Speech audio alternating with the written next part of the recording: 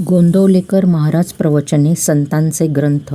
संतांचे ज्ञानच असे असते की त्यांना वेदांताचे मर्म आपोआप कळते.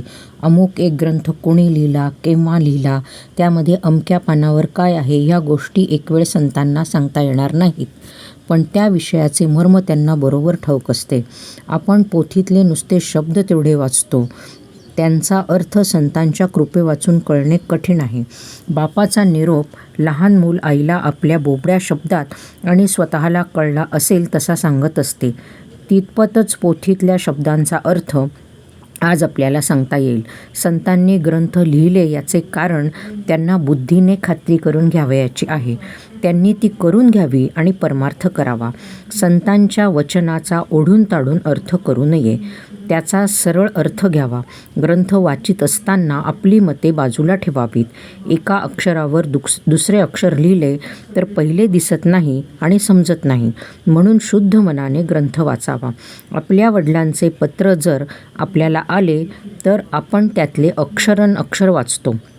तसे ज्ञानेश्वरी, दासबोध हे ग्रंथ अगदी मनापासून वाचावेत. पुष्कळ लोक जे पोथी ऐकायला जातात ते लोकांनी बरे म्हणावे यासाठी, किंवा करमत नाही यासाठी, किंवा इतर उद्योग नाही म्हणून जातात. असे करणे योग्य नाही. खरे म्हणजे संतांचे ग्रंथ वाचून स्वतःला काय करायला पाहिजे ते शोधून काढून तेवढे करणारे लोक थोडेच असतात. ते ग्रंथ वाचून त्यांचा अर्थ नीट समजणारे लोक त्यापेक्षा जास्त असतात. मोठ्या संतांचा ग्रंथ आहे म्हणून नुसता वाचणारे लोक त्याहून जास्त असतात, आणि त्याहीपेक्षा जे ग्रंथ मुळीच न वाचणारे लोक फारच जास्त असतात. जगाच्या प्रवाहाच्या उलट जायला संतांजवळ शिकायचे असते.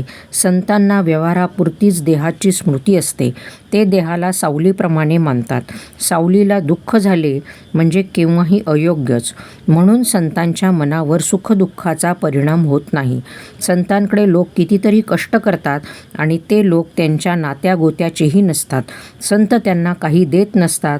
ते इतके कष्ट करतात याचे कारण संतांचा त्यांच्याविषयी असणारा खरा आपलेपणा होय.